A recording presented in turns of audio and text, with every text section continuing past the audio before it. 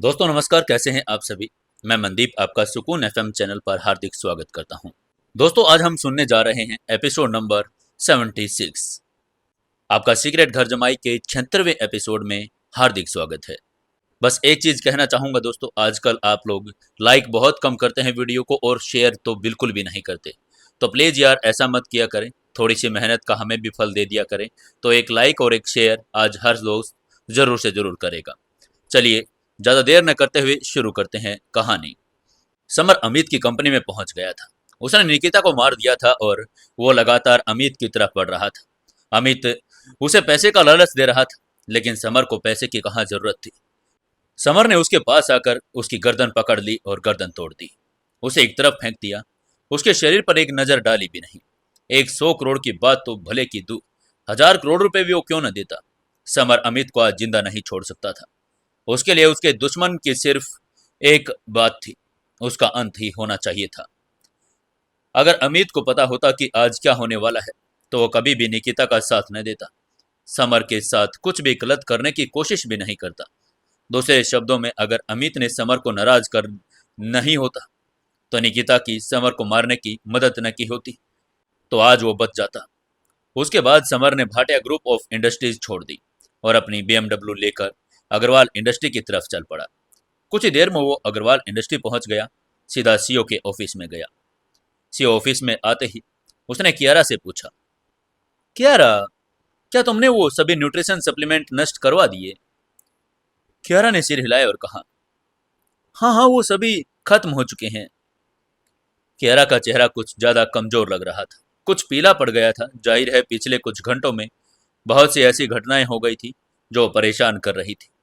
पहले board members के उस हमले की तरफ और फिर कंपनी के कर्मचारियों को जहर दे दिया। घटनाएं बहुत बड़ी थी। अगर इनसे सावधानी से निपटा न जाता तो कंपनी की प्रतिष्ठा पर गहरा असर पड़ता। समर के कारण इन कुछ घटनाओं को पूरी तरह से साफ कर दिया था। समर ने अपनी चिंता व्यक्त करते हुए कहा, हनी, ज्यादा स्ट्रेस मत लो, ये तुम्हारे हेल्थ के लिए अच्छा नहीं है। कियारा अब न केवल पीढ़ी पड़ गई थी, बल्कि उसका चेहरा भी विशेष रूप से थका हुआ लग रहा था।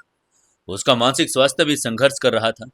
कियारा ने अपनी भौहें ऊपर उठाई और मुस्कुराते हुए कहा, चांद, मुझे चक्कर आ रहे हैं।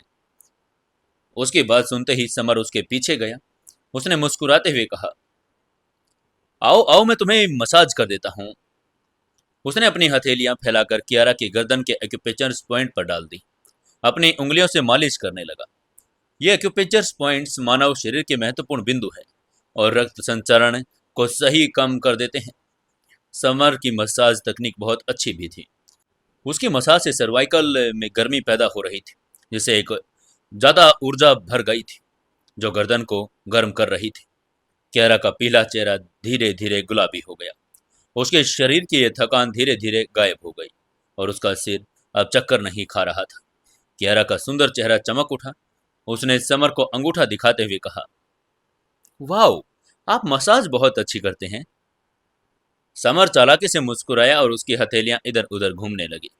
उसने कियारा के सीने की तरफ हाथ बढ़ाते हुए कहा, तो मैं तुम्हें फुल बॉडी मसाज कर देता हूँ। कियारा का चेहरा लाल हो गया।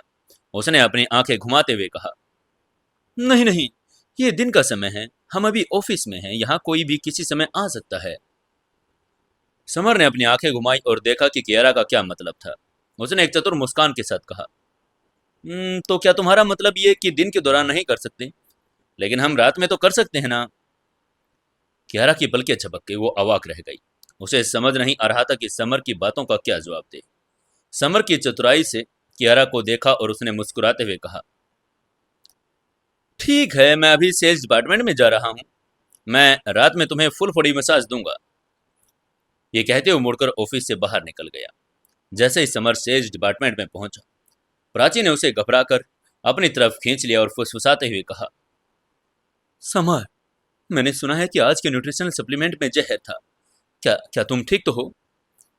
समर ने मुस्कुराते हुए कहा, प्राची, तुम चिंता मत करो, मैं बिल्कुल ठीक हूँ। प्राची ने धीरे से कहा, समर, मैंने सुना है कि तुम ही थे जिन्होंने न्यूट्रिशनल सप्लीमेंट लिए थे। सीओ ने आपको दोषी तो नहीं ठहराया ना? समर ने मुस्कुराते हुए कहा, प्राची, चिंता मत करो, यह भाटिया ग्रुप ऑफ इंडस्ट्री की साजिश थी। सीईओ मूर्ख नहीं है, वो मुझे इसका दोषी नहीं करार देंगी। ये सुनने के बाद कि सीईओ ने समर को दोषी नहीं ठहराया, प्राची का घबराहट से भरा मूड ठीक हो गया था। इसी समय उधर हिमालय के पर्वत पवित्र पर संत के कमरे में मिष्टी ने अपना हाथ एक रंगीन विष से भरा हुआ था। उसकी चमकदार आंखों में क्रूरता की एक झलक साफ दिखाई दे रही थी। उसने क्रूर मुस्कान के साथ खुद से कहा, लास्ट किट मैच्योर हो गया है और अब समर को कंट्रोल करने का समय आ गया है। ये कहते हुए उसने उस जहर को एक तरफ रख दिया और कमरे से बाहर की तरफ चल पड़ी।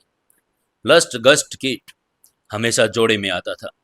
उसने एक समर के शरीर के अंदर डाल दिया था और दूसरा मिष्टी के शरीर के अंदर। लस्ट गस्ट कीट के अनुसार वो मुख्य कीट था जिसे आमतौर पर मदर वर्म कहा जाता था। वो समर के अंदर लस्ट गस्ट कीट को कंट्रोल कर सकती थी। जहरीले कीड़ों की दुनिया में मादा कीट आमतौर पर सबसे शक्तिशाली होती थी, जो कई कीड़ों जैसे चींटियां, मधुमक्खियां आदि के अनुकूलित होती थी। मिष्टी ने पिछली बार समर से सुना था कि वो इंदौर में रहता है और इसलिए मिष्टी का लक्ष्य अब इंदौर ही था। बेशक जब मिष्टी हिमाचल के पवित्र क्षेत्र से निकली तो अपने साथ एक काला कोंडा भी लेकर निकली। इस काले कोंडे का इस्तेमाल समर को दंडित करने के लिए करना चाहती थी। वहीं उधर इंदौर में समर सेल्स डिपार्टमेंट के डेस्क पर बैठा था। ऐसे ही छुट्टी का समय हो गया। जैसे ही समर जाने के लिए तैयार हुआ, उसका फोन बजने लगा। फोन उठाया और उसने देखा हिमांशी फोन कर रही थी। फोन उठाते ही समर ने पूछा, हिमांशी, क्या तुम मुझे ढूंढ रही थी? हिमांशी ने गुस्से में कहा, जीजू, आपको मेरी बहन से मिले हुए कई दिन हो गए, मैं आपसे बहुत नाराज हूं। हिमांशी पिछले 2 दिनों से गुस्से में थी।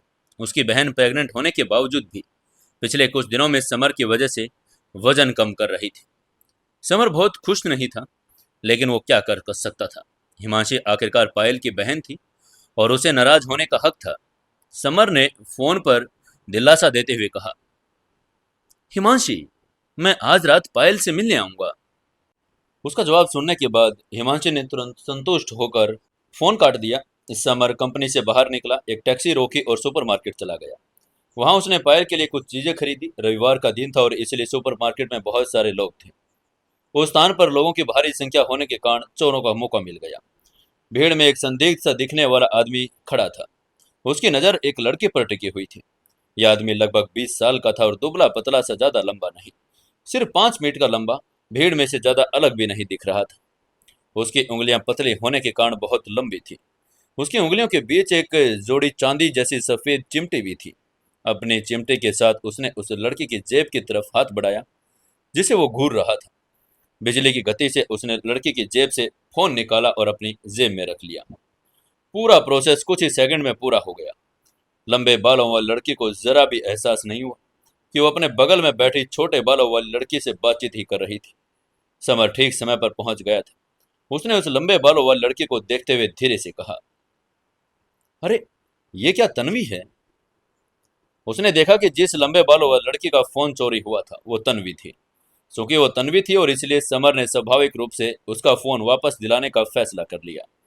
इस लड़की ने पहले भी उसकी मालिश की थी और उसका रिश्ता काफी अच्छा बन गया था। जैसे वो दुबला पतला आदमी फोन अपनी जेब में रखकर जाने के लिए तैयार हुआ, समर ने उसे रास्ते में रोक लिया। उसकी आंखों में एक चमक सी आ गई और वो तेजी और बाईं ओर अड़ा। लेकिन समर ने उसको फिर से रोक लिया। जैसे उसने दाईं ओर चलने की कोशिश की, समर भी उसकी ओर दाईं ओर मुड़ गया। किसी भी तरह से समर उसे जाने नहीं दे रहा था। दुबला पतला आदमी गुस्से में बोला, तो मुझे रोक क्यों रहे हो? हट जाओ यहां से। समर मुस्कुराया और बोला, तुम्हें क्या लगता है तुम्हें कोई देख नहीं रहा? दोनों कुछ ज्यादा ही जोर से बोल रहे थे, इसलिए तन्वी और छोटे बालों वाली लड़की ने उन्हें नोटिस कर लिया। तन्वी ने अपना सिर घुमाया और समर को देखा। वो समर को देखकर हैरान थी, लेकिन साथ ही खुश भी हो रही थी। उसने खुशी से कहा, मिस्टर समर, आप यहाँ क्या कर रहे हैं? क्योंकि उसने इतने लंबे समय से समर को देखा नहीं था, इसलिए समर को देखकर वो बहुत खुश हो गई थी। वो उसे ढूंढने के लिए अग्रवाल इंडस्ट्री भी जाना चाहती थी, लेकिन आज उसे सुपरमार्केट में समर को देखकर बहुत अच्छा लग रहा था। तन्वी ने सोचा कि शायद सुपरमार्केट में आज उनकी मुलाकात किस्मत से हुई होगी। उसका चेहरा लाल हो गया और धड़कनें उत्साह से तेज हो गई। समर ने जवाब देते हुए कहा। तन्वी, बहुत समय बाद मिली हो, कैसी हो तुम? तन्वी ने मुस्कुराते हुए कहा, मैं बिल्कुल ठीक हूँ। आप अब कभी मसाज सेंटर क्यों नहीं आते? समर ने उसकी बात का जवाब देते हुए कहा, तन्वी, मैं हाल में बहुत बिजी था, इसलिए मेरे पास वहां आने का टाइम नहीं मिला। तन्वी ने अपनी पलकें चमकाते हुए कहा, मिस्टर समर, मैं बहुत देर से आपका इंतजार कर रही थी। समर ने दिलासा देते हुए कहा, तन्वी, जैसे ही मेरे पास समय होगा मैं वहां जरूर आऊंगा। उनको ऐसे एक दूसरे से बातचीत करता देखकर दुबले पतले आदमी ने सोचा कि भागने की तैयारी करने लगा। जैसे उसने भागने की कोशिश की, समर ने अपना तेजी से बाएं पैर घुमाया और उस आदमी को वहीं रोक दिया। उस दुबले पतले आदमी ने कहा, बच्चे, बेहतर होगा कि तुम एक तरफ हट जाओ, मैं किसी से उलझना नहीं चाहता। समर ने ठंडी मुस्कान के साथ कहा, मैं तुम्हें जाने दूंगा, लेकिन उससे पहले तुम्हें फोन वापस देना होगा जो तुमने अभी चुराया है। आरोप लगते ही उस आदमी के चेहरे के भाव बदल गए। उसने ऊंची आवाज में कहा, मैंने कोई फोन नहीं चुराया, झूठे आरोप लगाना बंद करो। तभी तन्वी को एहसास हुआ कि उसका फोन गायब है। उसने अचानक कहा, अरे अरे, मेरा फोन कहाँ गया? वो भी अपनी पॉकेट को चेक कर रही थी, लेकिन उसको अपना फोन नहीं मिला। तभी समर ने उस आदमी की ओर इशारा करते हुए कहा, तन्वी, तुम्हें अपनी जेबों में तलाश करने की कोई जरूरत नहीं, तुम्हारा फोन इस आदमी ने चुरा लिया। तन्वी ने अचानक उस आदमी की तरफ देखा। उसकी जांच करने पर वह आदमी स्थिरता से पीछे हट गया और जोर से बोला, यह तुम क्या कर रही हो? तुम मुझे ऐसे क्यों देख रही हो? मैंने तुम्हारा फोन नहीं चुराया। समर तेजी से उस आदमी की ओर बढ़ा। उसने उसकी जेब में हाथ डाल दिया और उसने हाथ घुमाया और समर ने आगे बढ़कर उस आदमी का हाथ पकड़ लिया और उसको भागने नहीं दिया। वो आदमी बुरी तरह से घबरा गया था। हकलाते हुए बोला, तो तुम तुम मुझे जाने दो, नहीं तो अच्छा नहीं होगा। समर ने उसकी गर्दन पकड़ ली, जिससे उसे सांस लेने में कठिनाई हो रही थी। उसने उस आदमी को नजरअंदाज कर दिया और उसकी जेब में हाथ डालकर फोन निकाल लिया। उसने फोन तन्वी के आगे बढ़ाया और पूछा, तन्वी, क्या ये तुम्हारा फोन है? तन्वी ने खुशी से कहा, हाँ हाँ, ये मेरा ही फोन है। उसे उम्मीद नहीं थी कि उसका खोया हुआ फोन इस आदमी के जेब में मिलेगा। हालांकि फोन की कीमत ज्यादा नहीं थी, लेकिन उसमें मौजूद उसकी चीजें तो बहुत अनमोल थी। उसमें उसने सालों की पढ़ाई का मटेरियल इकट्ठा किया था। चोर का चेहरा पीला पड़ गया। उसे पता चल गया था कि अब उसकी जान जाने वाली है। चोरों को सबसे ज्यादा डर इसी बात का रहता है कि पोल न खुल जाए। चोर सालों से चीजें चुरा रहा था, लेकिन पहली बार वो रंगे हाथों पकड़ा गया था। तभी समर को लगा कि वो भाग ना जाए। उसने उसका एक पैर तोड़ दिया और उसे सिक्योरिटी गार्ड को सौंप दिया। तन्वी ने कृतज्ञता से कहा, समर, आपका बहुत बहुत शुक्रिया, अगर आप न होते तो मेरा फोन खो जाता।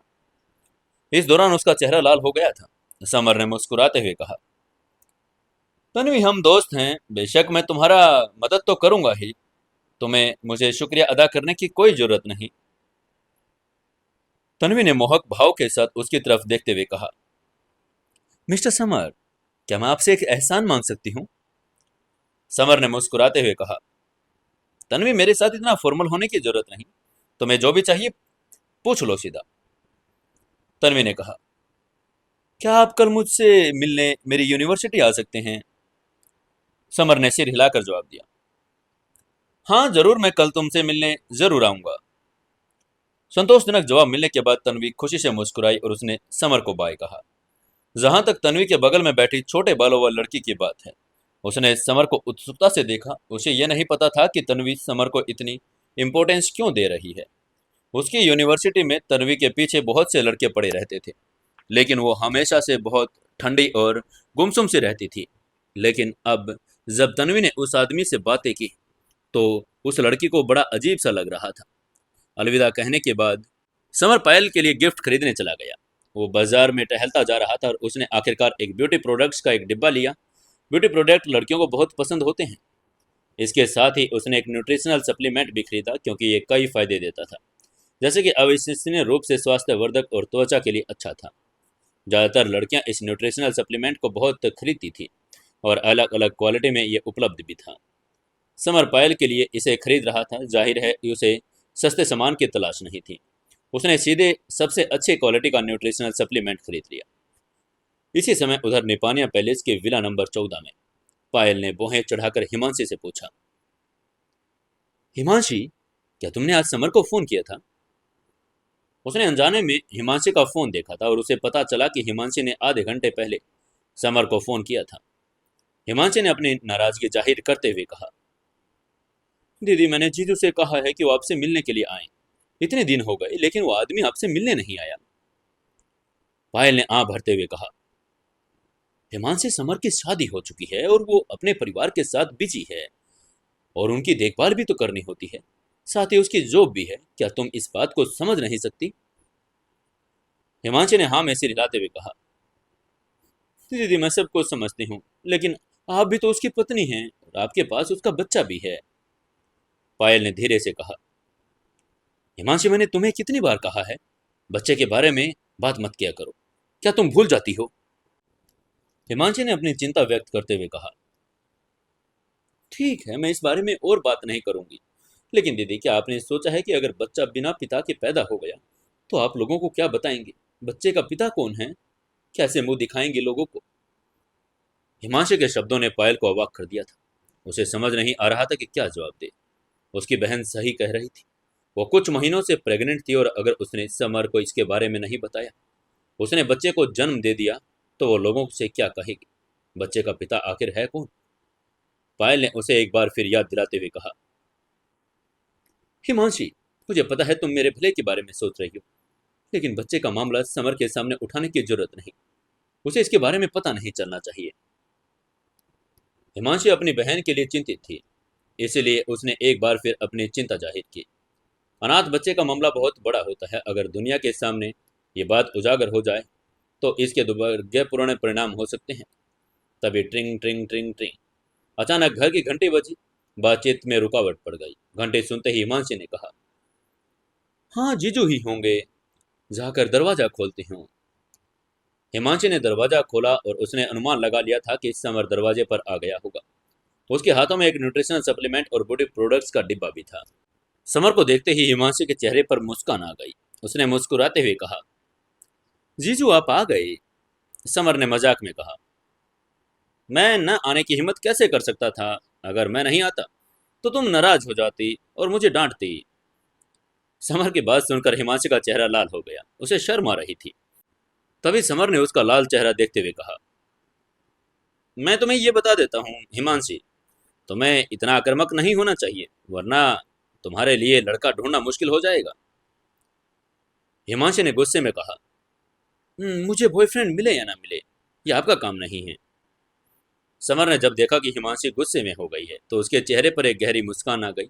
वो जानबूझकर उसे परेशान कर रहा था। इसके बाद समर लिविंग रूम में चला गया और उसने पायल से कहा, पायल, मैंने तुम्हारे लिए न्यूट्रिशनल सप्लीमेंट और ये ब्यूटी प्रोडक्ट्स का डिब्बा खरीदा है। तुम्हें न्यूट्रिशनल सप्लीमेंट लेना चाहिए, इस शरीर के लिए अच्छा है। पायल ने मुस्कुराते हुए उसके हाथ से दोनों चीजें ली और कहा, समर, जब तुम अगली बार आओगे तो तुम्हें कुछ भी लेकर आने की जरूरत नहीं। वो मना कर रही थी लेकिन वो अपनी खुशी को छुपा नहीं पा रही थी। तभी हिमांशी ने समर से बात करते हुए कहा, जी, जो आप ये नाइंसाफी कर रहे हैं, आप दीदी के लिए तो दो दो गिफ्ट लेकर आए, लेकिन मेरे लिए कुछ भी नहीं। और मुंह फुलाते हुए उसके पास सोफे पर बैठ गई। समर ने मुस्कुराते हुए माफी मांगते हुए कहा, आई एम सॉरी हिमांशी, मैं अगली बार तुम्हारे लिए जरूर अच्छा सा गिफ्ट लेकर आऊंगा। लगभग शाम के 7 बज चुके थे, लेकिन समर अभी भी जाने के लिए तैयार नहीं था। इसलिए उसने पायल के घर पर ही खाना खाने का फैसला कर लिया था। जहां तक खाना पकाने की बात है, समर ने तय किया कि वो खुद बनाएगा। किचन में पहुंचकर उसने देखा कि वहां सब कुछ था और फ्रिज में ढेर सारा खाना भी था। वहां सिर्फ 3 लोग थे, उनमें से 2 औरतें। चूंकि दोनों औरतें ज़्यादा नहीं खाती थी, इसलिए समर ने सिर्फ 4 प्रकार के खाने ही बनाए। उसने बहुत अच्छा खाना बनाया था, इसलिए बहुत जल्द खाने की खुशबू किचन से निकलकर लिविंग रूम में भी फैल गई थी। लिविंग रूम में बैठी दोनों लड़कियों की उसकी स्वादिष्ट खुशबू सूंघकर अचानक उनको भूख भी लगने लग गई थी। हिमांशी के मुंह में पानी आ गया था। उसने मुंह से आए हुए पानी को निगलते हुए पायल से कहा, दीदी, जुजू जो खाना बना रहे हैं उसकी खुशबू तो बहुत अच्छी है। पायल ने सिर हिलाते हुए जवाब दिया, हाँ, वो खाना बहुत अच्छा बनाता है, मैंने पहले भी खाया है। इसके बाद हिमांशी उठकर किचन की तरफ चल पड़ी। वहां से आ रही खुशबू की वजह से वो अपने आप को रोक नहीं पा रही थी। किचन में पहुंचकर उसने देखा कि समर का खाना बन गया था। हिमांशी ने अपने हाथ बढ़ाकर खाने का एक टुकड़ा लिया और लेकिन समर ने उसके हाथ पर चपत मार दी। समर ने उसको देखते हुए कहा, खाना अपने हाथों से नहीं खाना चाहिए। हिमांशी ने अपनी भौहें सिकोड़ी और कहा, जीजू खाने की खुशबू बहुत अच्छी है, मैं इसे टेस्ट करना चाहती थी। समर ने मुस्कुराते हुए कहा, इतनी जल्दी मत करो, मैं बाहर डाइनिंग टेबल पर खाना लगा रहा हूँ, जाओ और अपनी चम्मच छुरी ले आओ। ये कहते हुए उसने चारों प्लेटों को उठाया और एक हाथ में तो लेकर लिविंग रूम की तरफ आ गया। हिमांशी ने 3 जोड़ी चम्मच छुरी ली और उसके पीछे आ गई। आमतौर पर एक बार एक ही डिश उठाई जाती थी, लेकिन समर एक ही हाथ से 2-2 प्लेटों का बैलेंस बनाकर चल रहा था, जैसे कि कोई करतब दिखा रहा हो। तीनों ने अपने अपने चम्मच छुरी पकड़े और खाना शुरू कर दिया। हिमांशी ने जल्दी से मुंह में खाना भरते हुए बुदबुदाते हुए कहा, वाह जीजू, ये बहुत बढ़िया है, आप बहुत लाजवाब बनाते हैं। समर ने उस पर मुस्कुराते हुए कहा, थोड़ा धीरे धीरे खाओ, कोई तुमसे खाना छीन तो नहीं रहा है ना।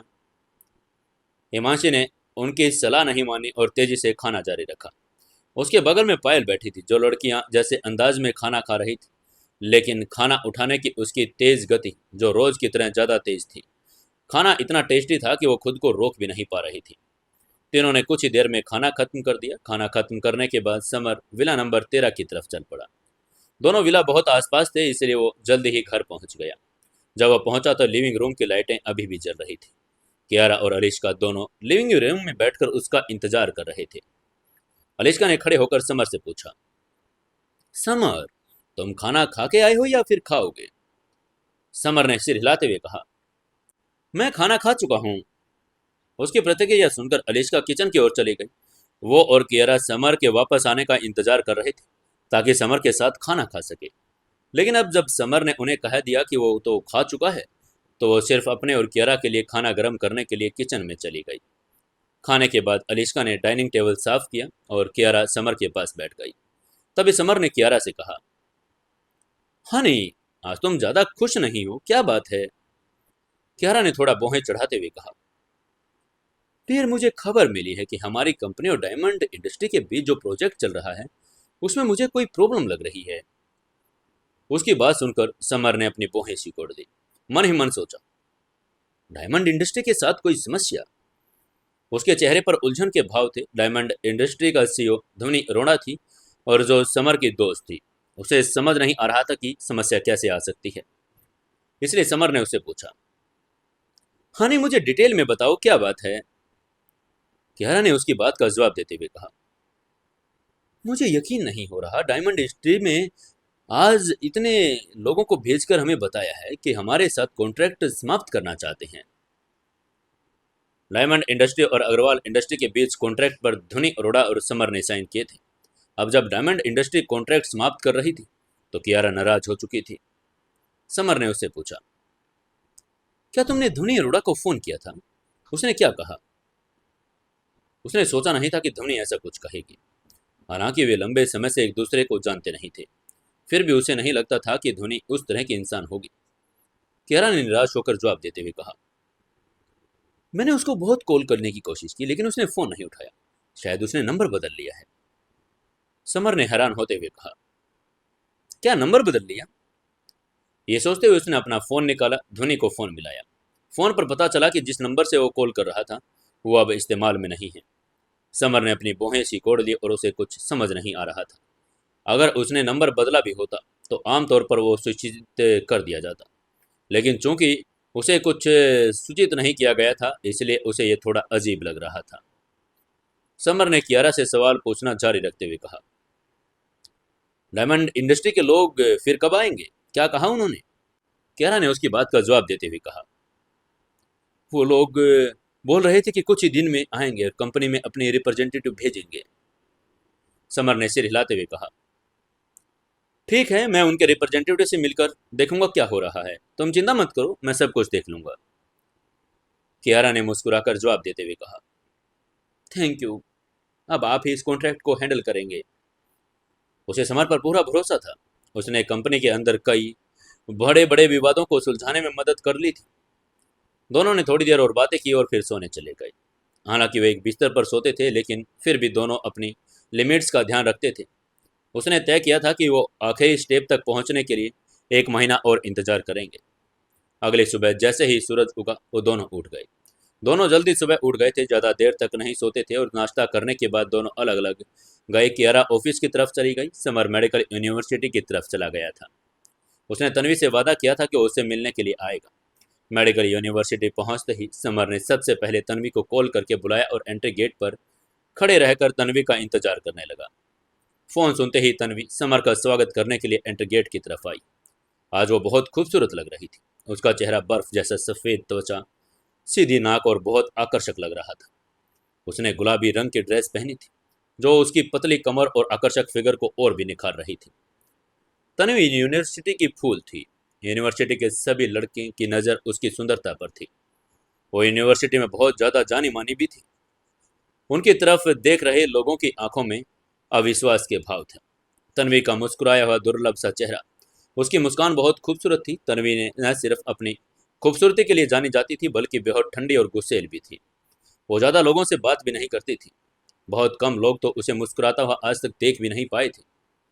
तन्वी ने एक्साइटमेंट में समर से मिलते ही कहा, समर आप आ गए।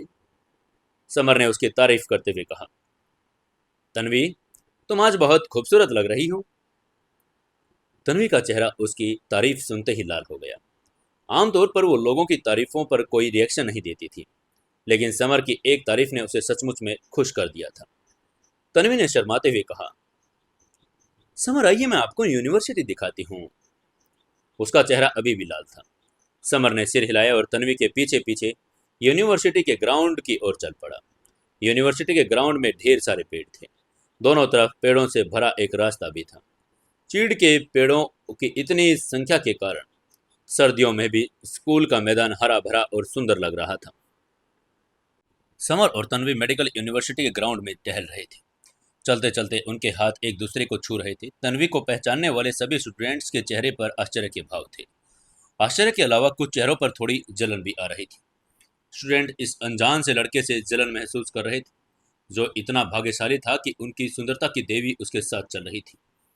यूनिवर्सिटी के बहुत से लड़कों का यही सपना था। समर और तन्वी यूनिवर्सिटी के एक बड़े से पार्क में जाकर बैठ गए। उनके आसपास घास और फूलों की एक परत थी। माहौल बड़ा शांत था। तन्वी ने लापरवाही से पूछा, आज मेरा मेडिकल लेसन है, क्या आप मेरे साथ लेक्चर हॉल में आ सकते हैं? समर उसे आशा से भरे चेहरे की बात देखने के बाद उसे निराश नहीं कर सकता था, इसलिए उसने उसकी बात का सहमत होते हुए कहा, बिल्कुल। उसकी हाँ सुनते ही तन्वी ने बदले में मुस्कुराया और दोनों उसकी लेक्चर हॉल की तरफ चल पड़े। ये एक बड़ा सा हॉल था और उसमें कुछ 100 लोग बैठे थे। लेक्चर हॉल इतना बड़ा था न कि केवल आयुर्वेदिक मेडिसिन के स्टूडेंट आकर लेसन सुन सकते थे, बल्कि यूनिवर्सिटी के अन्य डिपार्टमेंट्स के स्टूडेंट भी आ सकते थे। समर और तन्वी लेक्चर हॉल में थोड़ी देर में पहुंचे। आगे की सभी सीटें पहले ही भर चुकी थी, इसलिए दोनों ने आखिरी लाइन में बैठने का फैसला किया। समर और तन्वी कमरे के पीछे खुशी से बातें कर रहे थे। दोनों की बहुत सारी कॉमन इंटरेस्ट थे। वो बातें ही कर रहे थे, तभी उन दोनों का एक हैंडसम से युवक से सामना हुआ। उसने आते ही समर से कहा, ब्रदर तुम मेरी सीट पर बैठे हो, ये मेरी सीट है, यहाँ से हट जाओ। समर ने उस आदमी की तरफ देखा, उसकी बात को बिल्कुल इग्नोर कर दिया और दोबारा से तन्वी से बातें करने लगा। ये सब देखकर उस हैंडसम से लड़के की भौहें तन गई। वो गुस्से में भर गया और उसने कहा, मैंने तुमसे कहा है कि सीट छोड़ दो, क्या तुमने मेरी बात नहीं सुनी? समर ने उस आदमी की ओर देखा और असंतुष्ट होकर कहा, तुमने क्या ये सीट खरीदी है? मैं यहाँ से क्यों जाऊं? वहां बहुत सारी सीटें खाली भी थी, इसलिए समर को समझ आ गया था कि लड़का जानबूझकर कर रहा है। उस लड़के ने गुस्से में कहा, क्या तुम जानते हो कि मैं कौन हूं? मैं नीरज कुमार हूं। समर ने कंफ्यूज होते कहा, नीरज कुमार? कौन नीरज? नीरज ने नाराजगी भरे स्वर में कहा, मैं वाइस चांसलर का बेटा हूं। बेहतर होगा कि आप यहां से चले जाएं, वरना नतीजों के लिए मुझे दोष न दें। समर ने हाथ हिलाते हुए कहा, मुझे कोई फर्क नहीं पड़ता, तुम जो कोई भी हो, जहां चाहो जाओ और दोबारा मेरे सामने मत आना। ऐसा लग रहा था जैसे वो मक्खी उड़ा रहा हो। समर के हाथों की हरकत देखकर नीरज बहुत गुस्से में भर गया। उसकी आंखों में गुस्सा आ गया था। मेडिकल यूनिवर्सिटी में हर कोई उसे जानता था। वो न सिर्फ वाइस चांसलर का बेटा था, बल्कि कराटे क्लब का प्रेसिडेंट भी था। सभी उसका सम्मान करते थे और समर उसकी इंसल्ट करने वाला पहला व्यक्ति था। तभी क्लास की घंटी बजी, जो लेक्चर शुरू होने का संकेत था।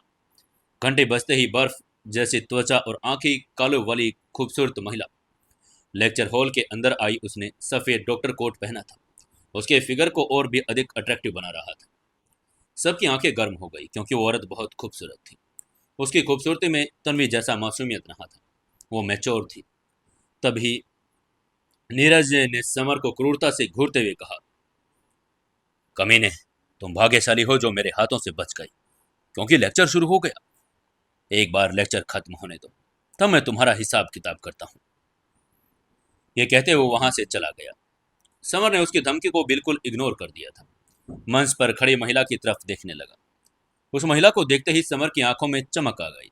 इस औरत का नाम महक था, जो तन्वी की टीचर थी। समर ने उसको उस दिन देखा था जब वह पहले तन्वी के साथ यूनिवर्सिटी में आया था। तभी महक ने भी मंच से पूरी क्लास की तरफ देखा। उसकी निगाहें जम गई, क्योंकि उसने किसी ऐसे व्यक्ति को देखा जिससे वो सख्त नफरत करती थी। वो आदमी जिसने उसे वॉशरूम में बिना कपड़ों के देखा था, समर। महक ने समर को ठंडी नजरों से देखा, क्योंकि वो कक्षा में समय हो चुका था और इसलिए वो समर से कुछ कह नहीं सकती थी। उसने अभी अपनी फीलिंग्स को काबू किया और अपना लेक्चर शुरू करते हुए कहा, स्टूडेंट्स, प्लीज मेरी बात ध्यान से सुनो। आज के लेक्चर में हम लोग पढ़ने जा रहे हैं। यह कहते हुए उसने ब्लैक बोर्ड पर आज के लेक्चर का टॉपिक लिख दिया।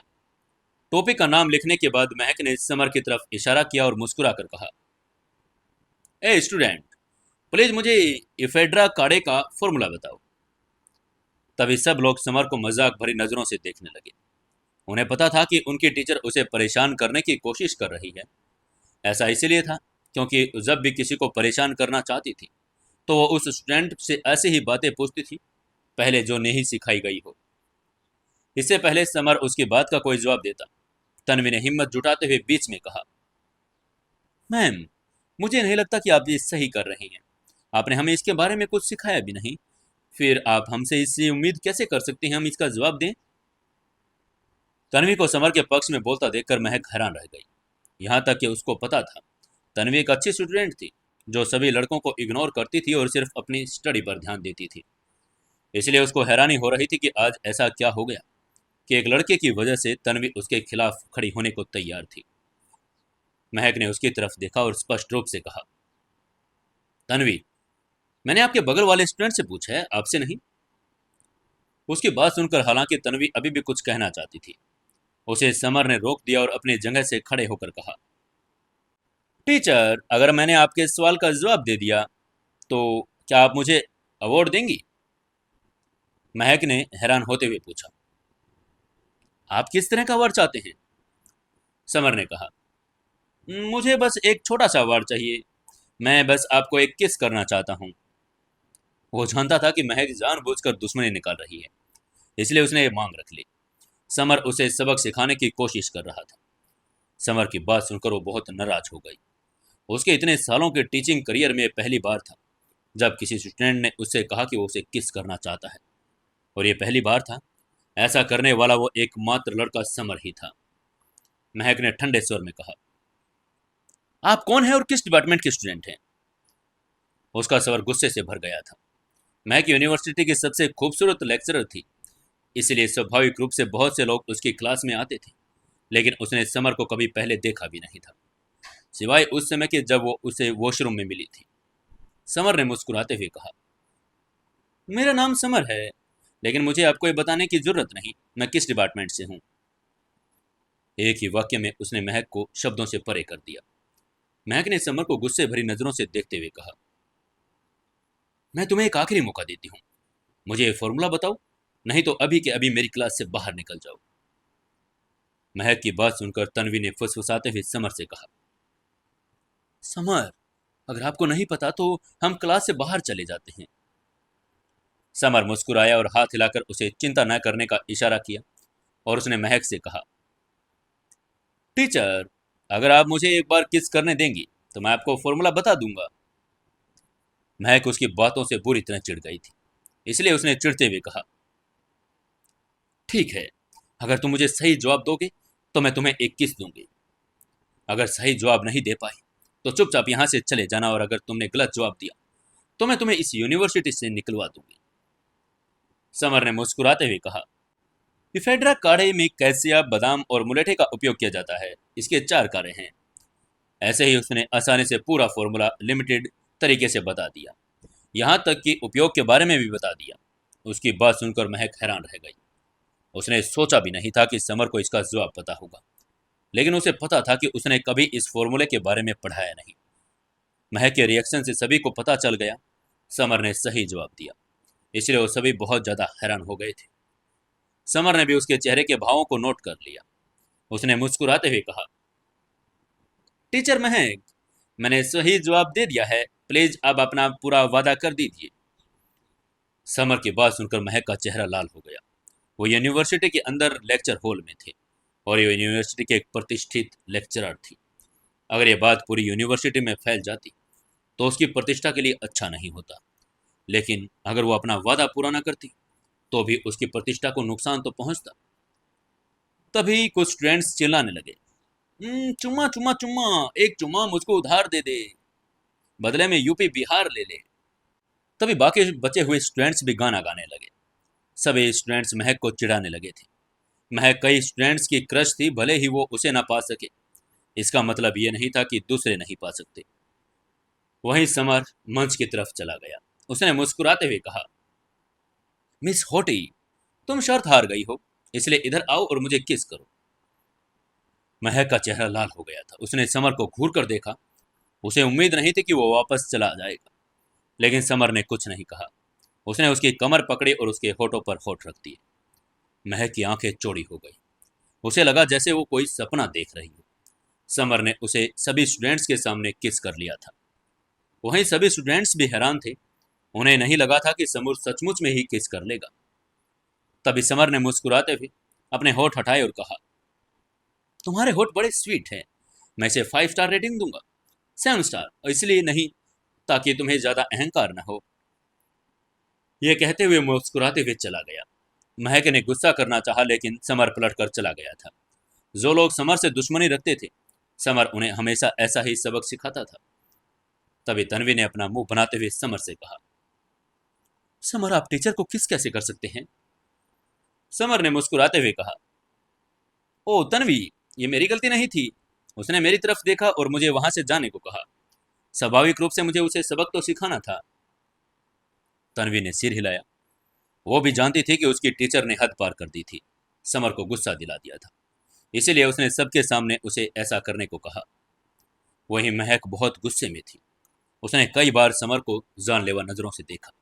उसने समर को सबक सिखाने के लिए उसे आयुर्वेदिक मेडिसिन के बारे में कई सवाल पूछे। हर एक बार समर ने सही जवाब दिया। अंत में लेक्चर खत्म होते होते महक को भी उसकी तारीफ करनी पड़ी। लेक्चर खत्म होते ही समर और तन्वी लेक्चर हॉल से बाहर जाने लगे। तभी नीरज ने उन्हें रोक लिया।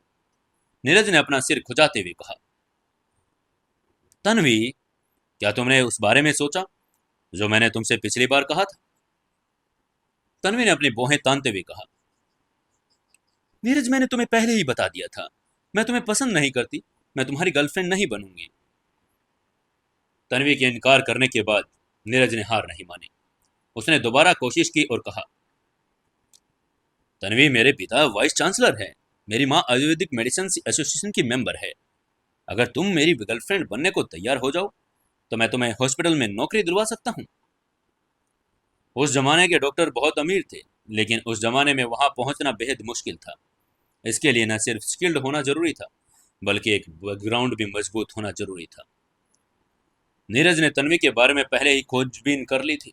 उसकी कोई मजबूत बैकग्राउंड नहीं था, लेकिन क्योंकि वो दिखने में सुंदर थी, उसके अच्छे नंबर आते थे, इसलिए नीरज ने उसे गर्लफ्रेंड बनाना चाहा। तभी समर ने मजाक करते हुए उनके बीच में बोलते हुए कहा, तन्वी, तुम क्या हॉस्पिटल में काम करने जा रही हो। यह सुनकर तो मैं हिल गया हूं। अरे, क्या तुम मुझे भी वहां नौकरी दिलवा सकती हो। नीरज ने ठंडे मुस्कान के साथ कहा, कमीने, मैंने तुम्हें अभी तक मेरी सीट के लिए कुछ नहीं कहा। क्योंकि तुम तन्वी के साथ हो, लेकिन अब तुम मेरा मजाक उड़ा रहे हो। भाड़ में जाओ। अगर तुम्हें चोट लगी तो मुझे दोष मत देना। नीरज की धमकी सुनकर समर की भौहें तन गई। उसे धमकियों से सख्त नफरत थी, इसलिए उसने मुस्कुराते हुए कहा, जिसे जाना चाहिए वो तुम हो। मैं तुम्हें एक और मौका देता हूं, मेरी नजरों से ओझल हो जाओ। उसकी बात सुनकर नीरज ने गुस्से में अपनी आस्तीनें चढ़ाते हुए कहा, कमीने, ऐसा लगता है कि तुम सचमुच मार खाना चाहते हो। नीरज की बात सुनकर समर हंस पड़ा। यह देखकर कि दोनों आपस में लड़ने वाले हैं, सभी लोग उनके चारों तरफ इकट्ठा हो गए। आपस में एक्साइटेड होते हुए चर्चा करने लगे। एक लड़के ने जोर से कहा, अरे भाई लोग, सब यहाँ आ जाओ। नीरज किसी से फाइट करने वाला है। तुम्हें क्या लगता है कौन जीतेगा? पास में खड़े सभी लड़के ने कहा, क्या तुम बेवकूफ हो? जाहिर है नीरज जीतेगा, वो ताइक्वांडो क्लब का प्रेसिडेंट है। उस पहले वाले लड़के ने कहा, हाँ ये बात तो है, यूनिवर्सिटी का सबसे स्ट्रॉन्ग फाइटर है ये नीरज। ये लड़का उसको कभी नहीं हरा पाएगा। हर कोई बातें कर रहा था, समर का उपहास कर रहे थे। तभी तन्वी ने घबराते हुए समर से कहा, समर, चलो बस यहाँ से चलते हैं, नीरज बहुत ताकतवर है। उसे डर था कि कहीं उसकी वजह से समर को चोट न लग जाए।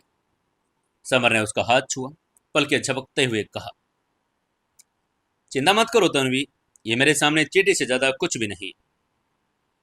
उसकी बात सुनकर नीरज और भी निराश हो गया। उसने कहा, ए, तुमने चींटी किसे कहा? समर ने मुस्कुराते हुए कहा, तुम्हें लगता है मैं और किसके बारे में बात कर रहा हूं? डैम्स, जाहिर है तुम ही तो हो।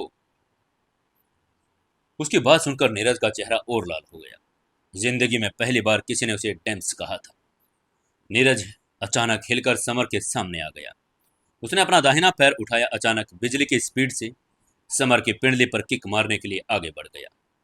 ताइक्वांडो में इस चाल का इस्तेमाल अक्सर दुश्मन के शरीर के निचले हिस्से पर किया जाता था। इस चाल से आमतौर पर दुश्मन की पिंडली टूट जाती और उसका संतुलन बिगड़ जाता। नीरज तेज तो था, लेकिन समर उससे भी तेज था। नीरज का पैर देखते ही उसने भी अपना दाहिना पैर तेजी से उठाया और नीरज से पहले ही उसी की पिंडली पर एक जोरदार किक मार दी। कटाक की आवाज आई। किक लगते ही नीरज का पैर कटाक की आवाज से टूट गया और वो तुरंत अपना संतुलन खो बैठा। लड़खड़ाते हुए जमीन पर गिर गिराया और दर्द के मारे चीखने लगा, आह मेरा पैर। ये देखकर भीड़ हैरान हो गई थी। हर बार पहले नीरज ही दूसरों की हड्डियां तोड़ता था, लेकिन इस बार नीरज गिर गया था। उन सभी को अपनी आंखों पर विश्वास नहीं हो रहा था। वहीं समर ने लापरवाही से कहा, तन्वी, चलो चलते हैं, इस कमीने को छोड़ो। उसने तन्वी का हाथ पकड़ा और वहां से जाने के लिए तैयार हो गया। ये सब देखकर नीरज बहुत नाराज हो गया था। उसने गुस्से में चिल्लाते हुए कहा, समर, समर तुम रुको यहीं पर। मेरे पापा इस यूनिवर्सिटी के वाइस चांसलर हैं। मैं तुम्हें आसानी से जाने नहीं दूंगा। लेकिन समर ने उसकी बात पर कोई ध्यान नहीं दिया। वहां से चुपचाप निकल गया। वो लेक्चर हॉल से निकले थे, तभी समर का फोन बज उठा। उसने फोन निकाला और देखा फोन मोंक का था। समर ने तुरंत फोन अटेंड किया और कान पर लगाते हुए कहा, हाँ मोंक, बोलो क्या बात है। दूसरी तरफ से मोंक की घबराई हुई आवाज आई, बॉस, बॉस मुझे आपकी याद आ रही है, आप कहाँ हैं? उसकी आवाज में चिंता थी। उसकी घबराई हुई आवाज सुनकर समर ने कहा, मोंक, अगर कुछ ना हुआ होता तो मुझे पता है तो मुझे फोन ना करते। इसे जल्दी से बताओ क्या बात है। मोंक ने शर्माते हुए उसकी बात का जवाब देते हुए कहा, बॉस, बॉस आप होशियार हैं। बात कुछ ऐसी है कि मास्टर फिर से बीमार हो गए हैं। मैं चाहता हूं कि आप मेरे साथ वहां चले, फिर से उनका चेकअप करें। पिछली बार जब समर उसके मास्टर को ठीक करने की कोशिश कर रहा था तो समर के ब्लड स्तर से एक बूंद बह गई थी। इससे मोंक को बहुत दुख हुआ था, लेकिन समर ही एकमात्र ऐसा व्यक्ति था जो उसके मास्टर को बचा सकता था। इसलिए उसने समर को कॉल करना ही पड़ा। समर ने इधर से सीरियस आवाज में पूछा, मोंक, तुम अभी कहाँ हो? मोंक ने कहा, बॉस, बॉस मैं अग्रवाल इंडस्ट्री के सामने खड़ा हूं। समर ने कहा, तुम वहां क्या कर रहे हो? मोंक ने कहा, बॉस मुझे लगा कि आप अपनी ड्यूटी कर रहे हैं, इसलिए मैं वहां पहुंच गया, लेकिन अब लग रहा है कि मैं गलत था। आज आप ऑफिस में नहीं हैं। समर ने मुस्कुराते हुए उसकी बात का जवाब देते हुए कहा, ठीक है मोंक, तुम वहां मेरा इंतजार करो, मैं 1 सेकंड में वहां पहुंच जाऊंगा। समर ने फोन रख दिया और अग्रवाल इंडस्ट्री की ओर चल पड़ा। जब समर अग्रवाल इंडस्ट्री के सामने पहुंचा तो उसने देखा मोंक उसका इंतजार कर रहा था। उसको बहुत देर हो गई थी और बहुत चिंतित होकर इधर उधर घूम रहा था। मोंक ने जब समर को पास आते हुए देखा तो उसने कहा, बॉस, बॉस आखिरकार आप आ गए। समर ने उसका चेहरा ध्यान से देखते हुए कहा, लेकिन मोंक तुम इतने घबराए हुए क्यों लग रहे हो? मोंक ने अपना पसीना पोंछा और कहा, बॉस, बॉस मैं क्यों ना घबराऊं, मेरे मास्टर फिर से बीमार हो गए और आप उसे ठीक कर सकते हैं, प्लीज चलिए वहां पर। समर ने उसकी बात सुनकर समझ में आ गया था कि बहुत कम समय है, इसलिए उसने कहा, तो फिर हमें ज्यादा समय बर्बाद नहीं करना चाहिए, अभी तुम्हारे मास्टर को बचाने के लिए चलते हैं। उन्होंने एक टैक्सी रोकी, हेलीपैड की तरफ चल पड़े। मोंक ने पहले ही हेलीपैड तैयार करवा दिया था। कुछ ही देर में समर और मोंक हेलीपैड पर पहुंच गए। मोंक के मास्टर के आश्रम की तरफ चल पड़े। अगले 2 घंटे में वो मैक्लोडगंज पहुंच गए। छोटी छोटी पगडंडियों में होते हुए पर्वत के ऊपर चढ़ गए। बहुत सारे टूरिस्ट ऊपर जाने की कोशिश कर रहे थे क्योंकि यह पर्वत बहुत प्रसिद्ध था। बहुत से टूरिस्ट यहाँ धूप बत्ती जलाने और शांति की कामना करने आते थे। समर पहले भी यहाँ आ चुका था, रास्तों के बारे में अच्छी तरह से जानता था। कुछ देर बाद वो लोग आश्रम पहुंच गए। तभी वहां एक छोटा मोंक पास में आया और उसने दोनों को देखा और कहा, समर भाई, सीनियर, आप लोग आ गए। वो मोंक का छोटा भाई अभिराज था। हालांकि सिर्फ 15 साल का था, फिर भी उसे यहाँ की सारी चीजों की जानकारी थी। अभिराज समर को इसलिए मानता था क्योंकि समर ने पिछली बार मास्टर की जान बचाई थी। समर के बिना उसकी मास्टर की मौत हो जाती। समर ने मजाक करते हुए कहा, अभिराज, तुम पहले से स्मार्ट और सुंदर हो गए हो। समर की बात सुनने के बाद अभिराज का चेहरा काला पड़ गया। उसने कहा, समर भाई, मैं एक लड़का हूं, आप मुझे सुंदर शब्द से डिस्क्राइब नहीं कर सकते। समर ने कहा, ओहो ठीक है, शांत हो जाओ, हैंडसम कैसा रहेगा। अभिराज ने अपनी तारीफ सुनी और शर्मा गया। चाहे लड़का हो या लड़की, तारीफ सबको पसंद है। अभिराज ने शर्माते हुए कहा, समर भाई अब चलो ना जल्दी, मेरे मास्टर आप अभी लोगों का इंतजार कर रहे हैं। अभिराज के नेतृत्व में समर और मोंक उनके मास्टर के कमरे में पहुंच गए। मोंक के मास्टर की मूछें पूरी तरह से सफेद थी। उनका शरीर दुबला पतला हो गया था, चेहरा काला पड़ गया था। पूरी तरह से वो मरे हुए लग रहे थे। हालांकि मोंक के मास्टर स्वस्थ नहीं दिखते थे, फिर भी उनकी आंखें समुद्र जितनी गहरी थी। मास्टर ने समर से कहा, समर, तुम आ गए। अपनी बात पूरी करते ही उनको खून की खांसी हुई। ये देखते ही समर के चेहरे के भाव बदल गए। उसने मोंक के मास्टर को संभालते हुए कहा, हाँ बात मत करिए, आपके सभी अंग सड़ रहे हैं। समर ने अपनी डायग्नोसिस तकनीक का इस्तेमाल किया और मोंक के मास्टर के शरीर के आर पार देखा। उसने 2 तरह की ऊर्जा देखी जो उनके शरीर को नुकसान पहुंचा रही थी।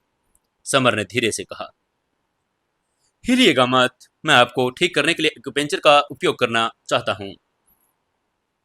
ये कहते हुए समर ने अपनी सुइयां निकाल ली और 9 की 9 सुइयां बुजुर्ग के शरीर में डाल दी। सुइयों पर एक विशेष ऊर्जा युक्त थी, बुजुर्ग के शरीर में प्रवेश कर गई, जिससे उनके अंग दोबारा रिकवर हो गए। इस प्रोसेस के दौरान समर अवाक रह गया था और थक भी गया था। उसके चेहरे से पसीना बह रहा था, मानो उसे अभी अभी नदी से निकाला गया हो। 1 घंटे बाद समर ने सारी सुइयां निकाल दी। उसने अपने माथे का पसीना पोंछा और थोड़ा बेहतर महसूस किया। मोंक के मास्टर का सांवला चेहरा फिर से स्वस्थ हो गया। हालांकि वो खड़ा नहीं हो सकता था, पर कम से कम वो सामान्य रूप से बात कर सकता था। मोंक के मास्टर ने कहा, समर, एक बार फिर से जान बचाने के लिए धन्यवाद, मैं तुम्हारा आभारी हूं।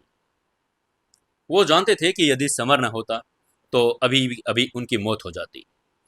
समर ने अपना पसीना साफ किया और कहा, यह कोई बड़ी बात नहीं, लेकिन एक्यूपेंचर से आपका जीवन केवल 7 दिन बढ़ सकता है। तभी मोंक ने समर से पूछा, बॉस, हम मेरे मास्टर की बीमारी पूरी तरह से ठीक कैसे कर सकते हैं? समर ने उसकी बात का जवाब दिया, मोंक, जैसा मैंने पहले कहा था, 2 चीजें हैं, एक हिमालय की पर्वत गस और दूसरा 1000 साल पुराना जिनसें। मोंक ने मुस्कुराकर कहा, लेकिन इन दोनों को तो ढूंढना नामुमकिन है। तभी मोंक के मास्टर ने मुस्कुराते हुए कहा, गणेश चिंता मत करो, मेरा मर जाना ठीक है, शायद मेरे जाने का समय आ चुका है। मोंक के मास्टर बहुत शांत स्वभाव के थे, काफी जिंदगी जी चुके थे। अब उनकी मृत्यु भी हो जाती तो भी उन्हें कोई अफसोस नहीं था।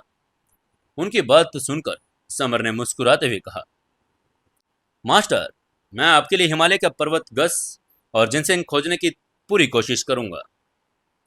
आखिरकार वो मोंक के मास्टर थे। अगर समर उनकी मदद कर सकता था तो वो निश्चित रूप से मदद करेगा।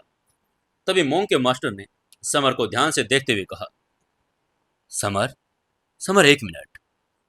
समर ने कंफ्यूज होते हुए पूछा, क्या हुआ मास्टर? मास्टर की आंखें केंद्रित हो गई, उनका चेहरा गंभीर हो गया। उन्होंने समर से कहा, समर, तुम्हारे शरीर के अंदर हलचल हो रही है। उसकी बात सुनकर समर की भौहें तन गई। उसे लगा कि कुछ बुरा होने वाला है। उसने चिंतित होते हुए पूछा, मास्टर, आपका मतलब है मेरे शरीर के अंदर कुछ है? क्या है मेरे शरीर के अंदर? उसे पिछले कुछ दिनों से लग रहा था कि उसके साथ कुछ गड़बड़ है, पर उसे समझ नहीं आ रहा था कि क्या है। वो मोंक के मास्टर के बाद से उसे जांच करवाने वाला था, लेकिन मोंक के मास्टर ने पहले ही इसे देख लिया था। मास्टर ने समर को घूरते हुए कहा, समर, तुम्हारे शरीर के अंदर बहुत अनोखी चीज है। क्या तुम मुझे अपने लक्षण बता सकते हो? समर को यह उनके सवाल का जवाब देने में अजीब लग रहा था, क्योंकि लक्षण काफी अजीब थे। तभी मोंक ने समर की तरफ देखते हुए कहा, बोस, आप इतने शर्मीले कब हो गए? बस इतना बताइए। समर ने मोंक को घूरा, लेकिन वो जानता था कि अगर उसने अपने लक्षण नहीं बताई तो लोग उस पर शक करेंगे। लेकिन अगर वो अपने लक्षण नहीं बताएगा तो पता भी नहीं चलेगा उसके साथ हो क्या रहा है। इसलिए उसने धीरे से कहा, मास्टर, ये लक्षण सिर्फ दिखाई देते हैं। जब मैं सुंदर लड़कियों को देखता हूँ, जब मैं उन्हें पास आता हूँ तो मेरी आंखों में हरी रोशनी निकलने लगती है। मैं काफी एक्साइटेड हो जाता हूँ, अपने आप पर कंट्रोल भी नहीं कर पाता। दिल करने लगता है कि मैं उन्हें दबोच लूं। समर ने अजीब तरीके से एक्सपीरियंस बता दिया। उसकी बात सुनकर मोंक के मास्टर ने थोड़ा रुक कर कहा, आपके लक्षण उस आदमी से मिलते हैं जिससे मैं कुछ सालों पहले मिला था। उस समय वो हिमालय के गस्ट कीट का शिकार हुआ था। उसे जो बीमारी थी उसे लस्ट गस्ट कीट कहा जाता था। समर ने हैरान होते हुए पूछा, मास्टर, मैंने आपको वो लक्षण बता दिए, तो क्या आप मुझे बता सकते हैं मेरे शरीर में क्या समस्या है? समर एक पल के लिए उलझ गया था, क्योंकि उसने लस्ट गट कीट का नाम कभी सुना नहीं था। लेकिन ये बात कुछ अजीब सी थी। हालांकि समर को हिमालय के कीड़ों के बारे में ज्यादा जानकारी नहीं थी, फिर भी वो जानता था कि कीड़े सिर्फ हिमालय के संत के पास थे। लस्ट गस कीट जैसे कीड़े बहुत पावरफुल थे। वो सिर्फ संत ही उन्हें धारण कर सकता था। बिना सोचे समझे समर को पता चल गया कि उसके शरीर में जो लस्ट गस कीट है वह संत मिष्टी की करतूत है, क्योंकि उसने सबसे ज्यादा बातचीत की थी और उसकी चाय भी पी थी। उस समय को लगा था कि चाय में कुछ गड़बड़ है, लेकिन उसने इस बारे में ज्यादा नहीं सोचा। उसने ये नहीं सोचा कि मिष्टी ने उसे परेशान करने के लिए वो चाय दी। ये कहावत बिल्कुल सही थी, औरतें शैतान होती हैं। समर जानता था कि जिस पल कोई औरत दुष्ट बनने का फैसला लेती है तो उसके लिए कुछ भी करना मुश्किल नहीं होता। उनका मूड बदलना किताब के पन्ने पलटने जितना आसान था। समर ने मिष्टी को संत की उपाधि प्राप्त करने में मदद की, लेकिन सिर्फ इसीलिए। उसने एक बार उसको बिना कपड़ों को देखा, उसने उसके शरीर के अंदर लस्ट गैस कीड़ा डाल दिया। तभी समर ने वो प्रश्न पूछा जिससे उसे सबसे ज्यादा चिंता हो रही थी। उसने मोंक मास्टर से पूछा, मास्टर, फिर उस आदमी का क्या हुआ? अब उसके अंदर लस्ट ही लस्ट थी, इसलिए स्वाभाविक रूप से उसे इस बात की परवाह थी कि उससे पहले उस आदमी का क्या हुआ होगा। आपको क्या लगता है दोस्तों, मास्टर क्या जवाब देंगे? क्या हुआ होगा उस आदमी के साथ? क्या मास्टर समर के अंदर से वो कीड़ा निकाल पाएंगे? क्या होगा आगे की कहानी में? जानने के लिए जुड़े रहिए सुकून एफएम चैनल के साथ। दोस्तों, कहानी को ज़्यादा से ज़्यादा शेयर जरूर करें, प्लीज़ एक लाइक जरूर करें और अपने दोस्तों तक इसे भेजें। एक प्यारा सा कमेंट करके हमें ज़रूर बताते रहें आपको कहानी कैसी लग रही है।